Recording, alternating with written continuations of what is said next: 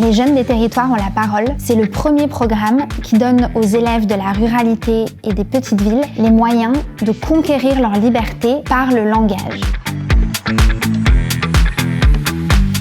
Je suis vraiment fière de la tenue de cette journée unique consacrée à la prise de parole en public.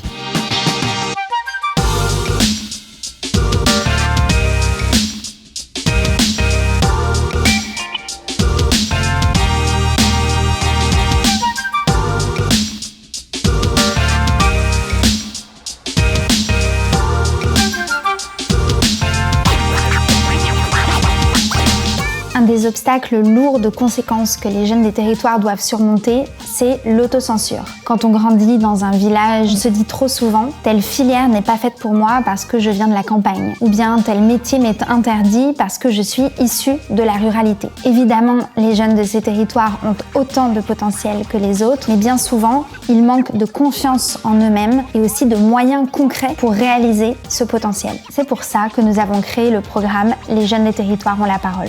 Il vient trouver sa place dans notre accompagnement, aux côtés du mentorat individuel, des offres de bourses, des offres de stages, des sorties culturelles, des visites d'entreprise et de toutes les opportunités auxquelles nous donnons accès. Il s'inscrit dans notre méthodologie globale de révélation du potentiel des jeunes des territoires. Cette année encore, les Jeunes des Territoires ont la parole. C'était 500 élèves bénéficiant d'une formation par des experts de la prise de parole.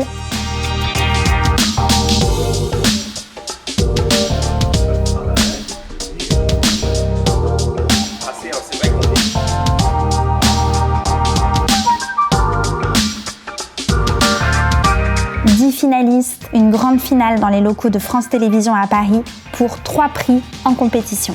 Quand on a 17 ans et qu'on veut travailler l'été, que les transports en commun sont quasi inexistants et qu'on est tributaire de ses parents pour le moindre déplacement, alors oui, ici, tout est loin. Évidemment, toute ressemblance avec quelqu'un d'ici est complètement fortuite. Afin d'avoir un accès permanent à tout type d'informations. C'est si dur de se sentir à sa place de là où je suis. Je suis loin de tout. Qu'attendez-vous pour joindre vos voix aux nôtres? Ah bon? Il y a un lycée à Mortain? Et encore, ça, c'est quand on arrive à situer Mortain sur une carte. C'était surtout une nouvelle opportunité pour Chemin d'Avenir et pour ses partenaires de lutter ensemble contre les fractures territoriales en pariant sur les jeunes de la ruralité et des petites villes de France. J'ai l'honneur de remettre ce tout premier prix à Inès.